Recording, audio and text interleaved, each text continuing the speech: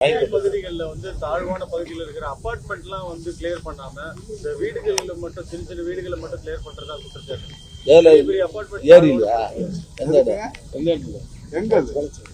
Sir அந்த விஜயநகர் கிட்ட apartment எங்கேயும் யாரையும் வெக்கேட் பண்ணலையே. எந்த வீடு சின்ன வீடையும் பண்ணல, பெரிய வீடையும் பண்ணல. பெரிய வீடுகள் வந்து தாழ்வான பகுதியில் இருக்குது. பட் ஆனா அவங்க மேல நடவடிக்கை எடுக்கல. யார் பேர்லயும் நடவடிக்கை எடுக்கல.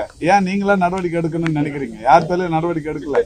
ஏற்கனவே அந்த ஏரியை ஒட்டி இருக்கிற ஒரு 7-8 ஏக்கர் நிலப்பரப்பில் இருக்கிற வீடுகள் காலி செய்ய போறாங்கன்ற மாதிரி ஒரு வதந்தி கிளப்புறாங்க.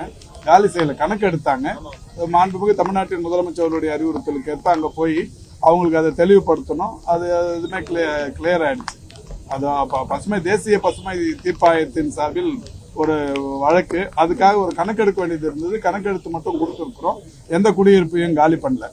அதே மாதிரி தோழர் கேட்டாரு, இந்த சிஏஜி அறிக்கையில கடந்த கால ஆட்சியில தரமற்ற மருந்துகள் அது சொல்லிருக்கிறீங்க. அது மட்டும் இல்ல, அப்போ வந்து ஒரு 30% காலி பணியிடங்கள் இருந்தது, அதனால மருத்துவ பணிகள்ல தொய்வு இருந்ததுன்னு கடந்த கால ஆட்சி பற்றிய ஒரு குற்றச்சாட்டும் அந்த சிஏஜி அறிக்கையில் வந்திருக்கிறது. துறையின் செயலாளரோடு பேசியிருக்கிறேன். மிக விரைவில் அந்த சிஏஜி அறிக்கையில் என்னெல்லாம் சொல்லப்பட்டிருக்கிறதோ, கடந்த கால ஆட்சியில் எந்த மாதிரியான குற்றங்கள் சொல்லப்பட்டிருக்கிறதோ அந்த குறைகள் பற்றி ஒரு ஆய்வு நடத்தி இது சம்பந்தமா துறை ரீதியான நடவடிக்கையோ சட்ட ரீதியான நடவடிக்கைக்கோ நாங்கள் நம்ம துறையின் சார்பில் பரிந்துரைக்க போறோம். அடுத்த வாரத்தில் ஒரு HOD மீட்டிங் ஒன்று போட்டு சிஏஜி அறிக்கையில் என்ன குற்றச்சாட்டுகள் எல்லாம் கடந்த ஆட்சி காலத்தில் 5 ஆண்டு கால ஆட்சி காலத்தில் சொல்லப்பட்டு வந்திருக்கிறதோ அதை எல்லாம் இப்போது எடுத்துக்கொண்டிருக்கிறோம். எடுத்து இது சம்பந்தமா அதிகாரிகளுடன் கலந்து ஆலோசனை செய்து மேல் நடவடிக்கைக்கு அரசுக்கு பரிந்துரைக்க போகிறோம். இன்னொரு மகிழ்ச்சியான செய்தி, 2021 ஆகஸ்ட் திங்கள் 5ஆம் தேதி மாண்புமிகு தமிழ்நாட்டின் முதலமைச்சர் அவர்களால் தொடங்கி வைக்கப்பட்ட மக்களை தேடி மருத்துவம். இந்த மக்களை தேடி மருத்துவம் என்கின்ற அந்த மகத்தான திட்டத்தை தொடங்கி வைக்கிற போது முதல்வர் சொன்னது, முதல் பயனாளிக்கு இங்கே மருந்து பெட்டகத்தை தருகிறேன், 1 கோடியாவது பயனாளிக்கும் இந்த மருந்து பெட்டகத்தை தருகிற ஒரு நிகழ்வு தமிழ்நாட்டில் நடைபெற வேண்டும் என்று சொன்னார். மாண்புமிகு முதல்வர் அவர்கள் சொன்னதோடு மட்டுமல்ல, 50 லட்சமாவது பயனாளிக்கும் அவரே வந்து மருந்து பெட்டகத்தை தந்தார். 1 கோடியே 1வது பயனாளிக்கும் அவரே வந்து மருந்து பெட்டகத்தை தந்தார். 1 கோடியே 95 லட்சத்தை கடந்திருந்த நிலையில் கடந்த செப்டம்பர் திங்கள் 25ஆம் தேதி அமெரிக்காவில் இருக்கிற நியூயார்க்கில் ஐநா சபையின் பொது சபை கூட்டம் கூடி நான் கம்யூனிகபிள் டிசீஸ் என்று சொல்லக்கூடிய தொற்றா நோய்களுக்காக உலகிலேயே சிறப்பாக செய்யக்கூடிய மாநிலம் என்று தமிழ்நாட்டை தேர்ந்தெடுத்து ஐநா விருது வழங்கினார்கள். இந்த நிலையில் நாளை காலை 12 மணிக்கு மாண்புமிகு தமிழ்நாட்டின் முதலமைச்சர் அவர்களால் ஈரோடில் ஒரு 2 கோடியாவது பயனாளிக்கு மாண்புமிகு முதல்வர் அவர்களே வந்து மருந்து பெட்டகத்தை தரவிருக்கிறார்கள். மாண்புமிகு முதல்வர் அவர்களுடைய லட்சியம் 1 கோடி பயனாளர்களை சென்றடைய வேண்டும் என்பது. அது இன்றைக்கு இரட்டிப்பாக ஆகி 2 கோடியாவது பயனாளிக்கும் நாளை 12 மணிக்கு ஈரோட்டில் மருந்து பெட்டகத்தை ஒரு கிராமத்தில் தரவிருக்கிறோம் என்கின்ற மகிழ்ச்சியான செய்தியை தெரிவித்துக் கொள்கிறோம்.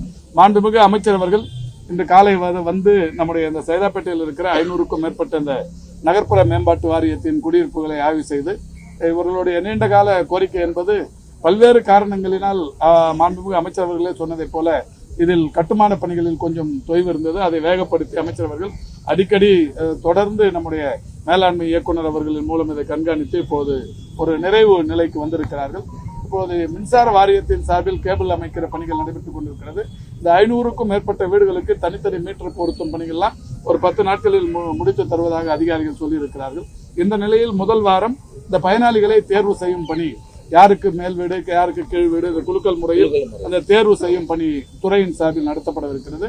நடத்தி முடித்ததற்கு பிறகு அநேகமாக பொங்கலுக்கு அடுத்த நாளோ இங்கே நானும் அமைச்சரும் வந்து இந்த குடியிருப்புதாரர்களுக்கு அந்த வீடுகளை ஒதுக்கீடு செய்தவர்களை கொடுத்தனும் போகிற வகையிலான ஒரு விழாக்களையே நடத்தவிருக்கிறோம் என்பதை மகிழ்ச்சியோடு தெரிவித்துக் கொள்கிறோம். இதற்கு காரணமான மாண்புமிகு தமிழ்நாட்டின் முதலமைச்சர் அவர்களுக்கும் மரியாதைக்குரிய மாண்புமிகு அமைச்சர் அவர்களுக்கும் செய்தி தொகுதி மக்களின் சார்பில் நன்றியினை செங்கோட்டையில 100 கர்ப்பிணி பெண்கள் வந்து மழை வெள்ளத்தில் மீட்கப்பட்டிருக்கார்கள். அவர் இந்த அபிஷேகம் இப்ப கடந்த மழையின் போது கூட தூத்துக்குடி, நெல்லை போன்ற இடங்கள்ல நெல்லை மாவட்ட ஆட்சியர் என்ன பண்ணாருன்னா, முதல்ல வந்து இந்த பேறு காலத்திற்கான அந்த தேதி அவங்க 1 மாசமோ 1.5 மாசமோ முன்னாடி பின்னாடி இருந்தவங்க எல்லாம் கணக்கெடுத்து இந்த மழை காலத்துக்கு முன்னாடியே அவங்களுக்கு மகப்பேறு என்கின்ற வகையில் அவர்களை பத்திரப்படுத்தி மருத்துவமனைகளுக்கு அழைச்சிட்டு வந்து எந்த விதமான சேதாரமும் இல்லாமல் அந்த பாதிப்பு இல்லாமல் அதை செய்தார். அதுக்காக கடந்த முறை அவர் பாராட்டப்பட்டார். இந்த முறை மாண்புமிகு தமிழ்நாட்டின் துணை முதல்வர் அவர்கள் அதேபோல் சென்னை, செங்கல்பட்டு, காஞ்சிபுரம், திருவள்ளூர் ஆகிய மாவட்டங்களில் கடந்த இந்த புயலின் போதும் கூட இந்த மாதிரியான பாதிப்புகள் வராமல் இருப்பதற்காக அது மாதிரியான நடவடிக்கைகள் எடுக்க சொன்னார். அந்த வகையில் இப்பொழுதும் கூட அனைத்து மாவட்ட ஆட்சித்தலைவர்களும் காஞ்சிபுரம், செங்கல்பட்டு, திருவள்ளூர், சென்னை போன்ற மாவட்டங்களில் அந்த பணிகள் நடைபெற்று நூற்றுக்கணக்கான தாய்மார்கள், குறிப்பாக கர்ப்பிணி தாய்மார்களுக்கான அந்த மகப்பேறு ஓரிரு வாரங்கள் முன் பின் என்கின்ற அந்த விஷயத்தை எல்லாம் கண்காணித்து அவர்கள் சரியான நடவடிக்கைகள் எடுக்கப்பட்டது. அந்த வகையில் தான் தென்காசியிலும் எடுக்கப்பட்டிருக்கிறது. எனவே தமிழ்நாடு முழுவதிலும் இது போன்ற பணிகளை அனைத்து மாவட்ட ஆட்சித்தலைவர்களும் நம்முடைய மாண்புமிகு தமிழ்நாட்டின் முதலமைச்சருடைய வழிகாட்டுதலோடு மிக சிறப்பாக செய்து கொண்டிருக்கிறார்கள். அதனால்தான் மகப்பேறு இறப்பு விகிதம், சிசு மரண இறப்பு விகிதம் எல்லாமே நமக்கு கட்டுக்குள் இருக்கிறது. என்னமா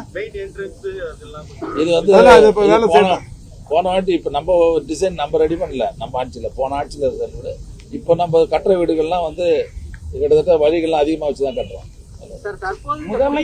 வசித்து வரவங்களே பல்வேறு குற்றச்சாட்டு வைக்கிறாங்க. பட்டினப்பாக்கம் மட்டுமல்லாமல் 2 தினங்களுக்கு முன்பாக ஈக்காட்டு தாங்கல் கூட பட்டினப்பாக்கம் வந்து கட்டினது நீங்க கடற்கரை ஓரம் இல்ல 50 வருஷத்துக்கு முன்ன கட்டாதுங்க.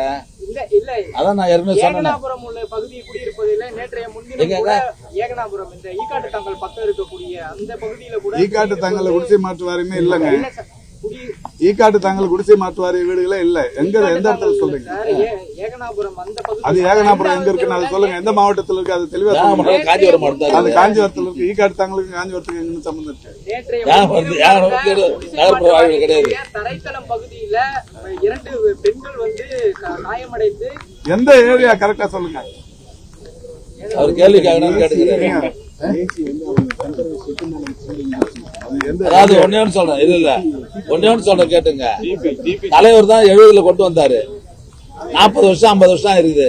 நான் தான் ஏற்கனவே சொல்லியிருக்கேன். சென்னையில மட்டும் 27,000 வீடு வந்து சிதிலம் அடைஞ்சு போறது. அதை தலைவர்கிட்ட சொல்லிட்டோம். படிப்படியா உடச்சிட்டு கட்டுறதுக்கு ஏற்பாடு பண்ணிருக்கிறோம். இந்த வருஷம் கூட 6,000 வீடு கட்டுறதுக்கு ஜீவோ வச்சு இப்ப டெண்டர்லாம் வச்சாச்சு. இப்ப அந்த வீடு கட்ட போறோம். படிப்படியா ஆண்டுதோறும் அந்த ஆண்டு மழை வருது. ஆண்டுதோறும் படிப்படியாக அந்த வீடுகளை இடித்துட்டு புது வீடு கட்டித்தரோம். நீங்க